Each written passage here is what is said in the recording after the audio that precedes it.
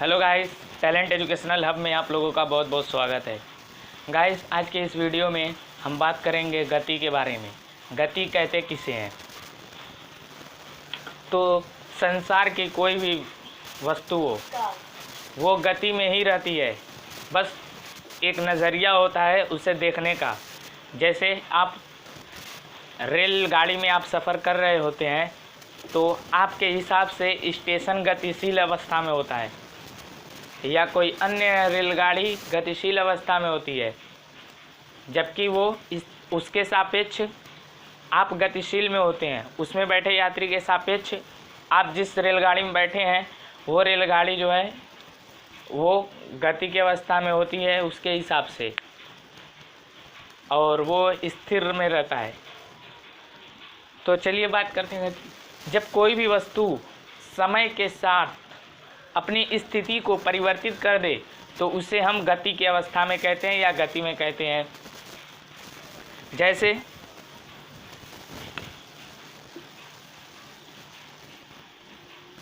जैसे आपका घर है, ये स्कूल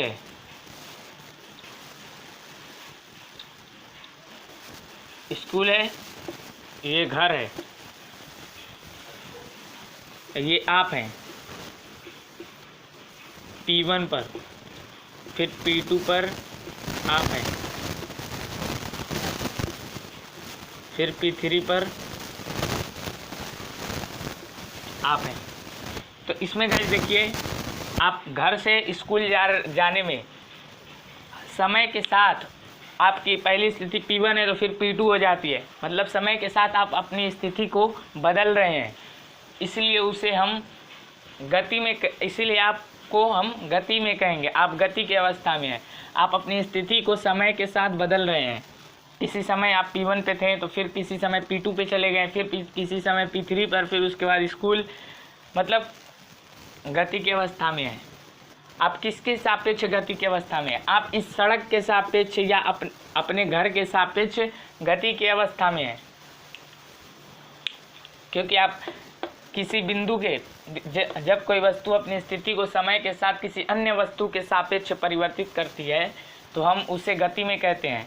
आप अपनी स्थिति को अपने घर के स्थिति से परिवर्तित करते हैं। आपका घर जो है वो विराम अवस्था में, विराम में जब कोई वस्तु अपनी स्थिति को समय के साथ नहीं बदलती है तो हम उसे विराम अवस्था में कहते हैं। तो आपका घर जो है वो विराम अवस्था में, स्कूल भी विराम अवस्था में, गति की अवस्था में आप हैं, क्योंकि आप ही समय के साथ अपनी स्थिति को बदल रहे हैं, न कि स्कूल न कि घर। आपका घर भी समय के साथ अपनी स्थिति को नहीं बदल रहा है, मतलब ये यहीं पे स्थित है, स्कूल भी यहीं पे स्थित है, बस आप अपनी स्थिति को बदल रहे हैं, इसीलिए आप गति की अवस्था में रहेंगे। अब एक समान गति, जब कोई वस्तु समान समय अंतराल में समान दूरी तय करती है तो उसे हम एक समान गति कहते हैं।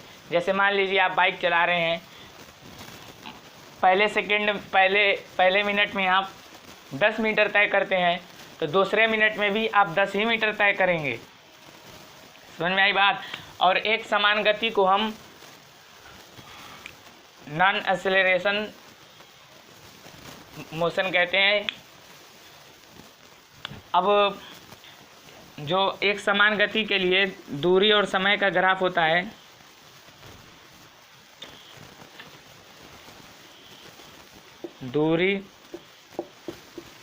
दूरी और समय का ग्राफ जो है वो एक सीधी रेखा होता है, सीधा रेखा होता है।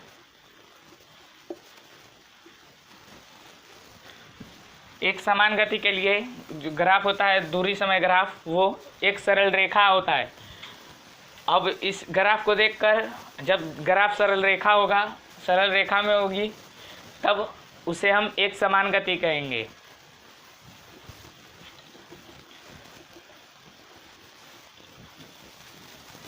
यहाँ पे लिख लीजिए, एक समान गति के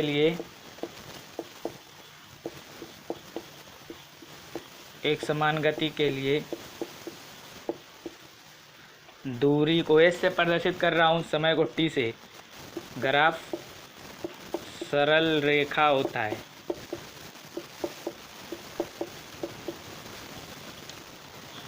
अब असमान गति, जब कोई वस्तु समान समय अंतराल में समान दूरी नहीं तय करती है तो उसे हम असमान गति कहते हैं, बल्कि असमान दूरी तय करती है। जैसे मान लीजिए आप बाइक से, एक बाइक है जो है वो पहले घंटे में 50 किलोमीटर तय करती है, तो दूसरे घंटे में ज़रूरी नहीं है 50 किलोमीटर तय करे, 50 से ज़्यादा हो सकता है, 50 से कम हो सकता है, लेकिन 50 तय नहीं करेगी। 55 तय करती है, 55 किलोमीटर एक घंटे, दूसरे पहले घंटे में 50 किलोमीटर, दूसरे घंटे में 55 किलोमीटर, तो उसकी गति को हम असमान गति कहेंगे। असमान गति को हम त्वरित गति भी कहते हैं। और असमान गति के लिए जो दूरी समय ग्राफ होता है वो वक्रीय होता है।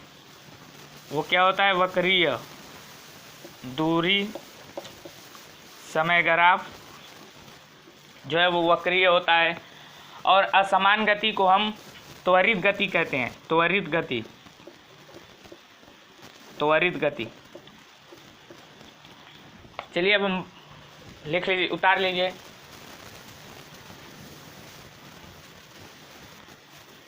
चलिए अब बात करते हैं चाल की। पहले उतार लीजिए।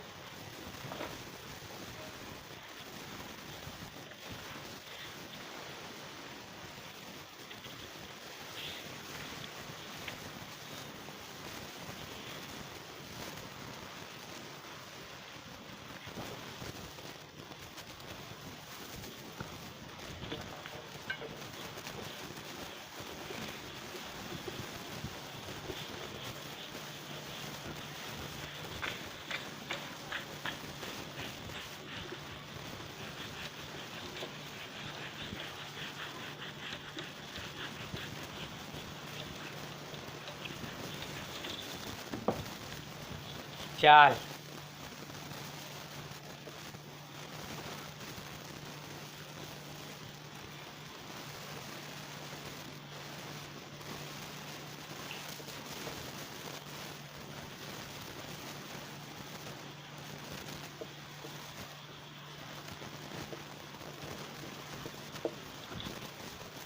किसी वस्तु, चाल क्या है? चाल हमें एक आइडिया देती है कि कोई गाड़ी या हम कितना तेज़ चल रहे हैं, या कोई गाड़ी कितना तेज़ या धीमे चल रही है। चाल जो है वो हमें एक तरह की आइडिया देती है, विचार देती है सोचने के लिए कि कितनी तेज़ गाड़ी चल रही है, या कितनी चीज़, कोई पिंड, वस्तु, कोई भी चीज़ कितनी रफ्तार से चल रही है या कितने चाल से। तो एकांक समय में किसी वस्तु या किसी पिंड या किसी कण द्वारा तय किए गए दूरी को ही हम चाल कहते हैं। एकांक समय में किसी वस्तु द्वारा तय की गई दूरी को चाल कहते हैं। एकांक समय में किसी वस्तु द्वारा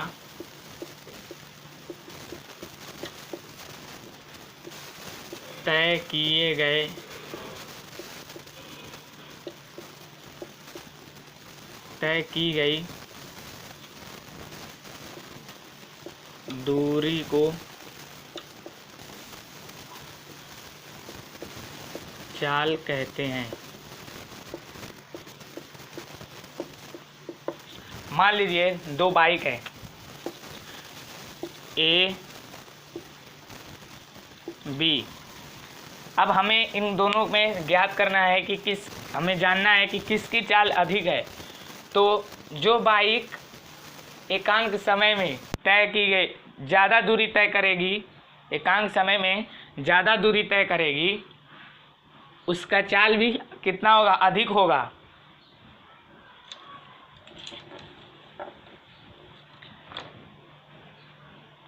चाल का फार्मूला जो है, चाल बराबर दूरी बटा में समय। मात्रक है, यहाँ पे लिख लीजिए, मात्रक किलोमीटर प्रति घंटा होता है।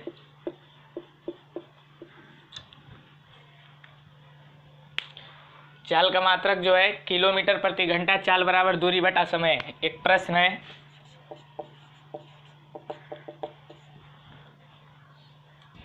कोई वस्तु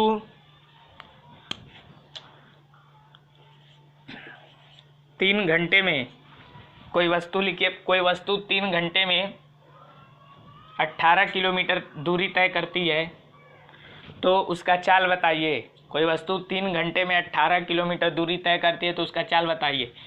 तो कितना दूरी कितना है? 18 किलोमीटर। समय कितना है? समय कितना है? 3 घंटा। तो चाल बराबर दूरी बटा समय, तो इसी फार्मूले पे रख लीजिए। दूरी कितना है? 18, समय कितना है? 3, कितना आ जाएगा? 6 किलोमीटर प्रति घंटा। मतलब उस बाइक की जो चाल है वो 6 किलोमीटर प्रति घंटा है।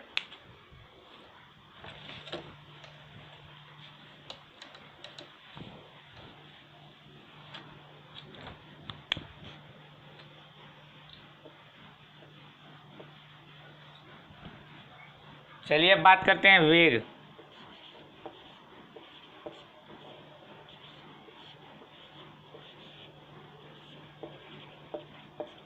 उतार लीजिए।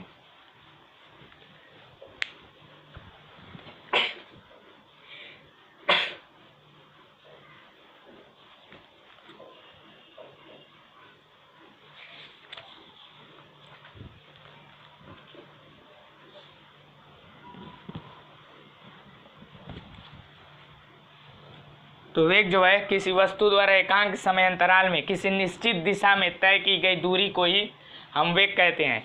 वेग को जानने से पहले हम चाल को जान लेते हैं। चाल के प्रकार। चाल जो है मुख्यतः 3 प्रकार के होते हैं। एक समान चाल,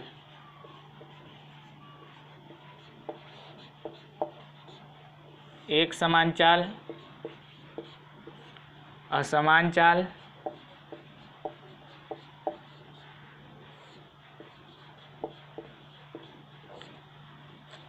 सॉरी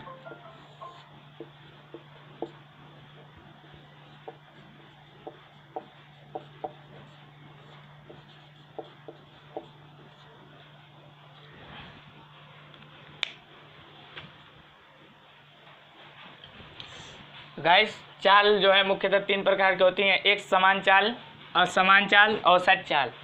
एक समान चाल में क्या होता है? जब कोई गतिशील वस्तु समान समय अंतराल में समान दूरी तय करती है तो उसे एक समान चाल कहते हैं। जैसे मान लीजिए 1 घंटे में 30 किलोमीटर, फिर अगले दूसरे घंटे में भी 30 किलोमीटर दूरी तय करती है तो उसे हम एक समान चाल कहते हैं। उसका चाल जो होगा एक समान चाल होगा। अब असमान चाल, इसमें क्या है? जब कोई वस्तु समान समय अंतराल में असमान दूरियां तय करें या भिन्न भिन्न दूरियां तय करें तो उसे असमान चाल कहते हैं। जैसे 1 घंटे में 30 किलोमीटर, फिर अगले घंटे में 35 किलोमीटर तय करे, फिर अगले उसके घंटे में 40 किलोमीटर तय करे या 36 किलोमीटर तय करे, तो भिन्न भिन्न दूरियां तय कर रही हैं तो इसलिए उनका जो चाल आएगा वो असमान चाल आएगा। अब औसत चाल, तो गतिमान वस्तु द्वारा, कोई गतिशील वस्तु द्वारा एकांक समय में तय की गई औसत दूरी को, मतलब पूरे दूरी को हम औसत चाल कहते हैं। औसत चाल बराबर कुल दूरी बटा कुल समय, कुल दूरी बटा कुल समय। घबराइएगा मत, समझ में नहीं आएगा तो मैं इस पे न्यूमेरिकल करवाऊंगा तो पक्का एकदम दिमाग में चमक जाएगा। चलिए आज के लिए बस इतना। अब पार्ट 2 के लिए तैयार रहिएगा। नए हैं तो हमारे चैनल को सब्सक्राइब कर दीजिएगा और कमेंट करके बताइएगा वीडियो कैसी लगी। Thanks for watching.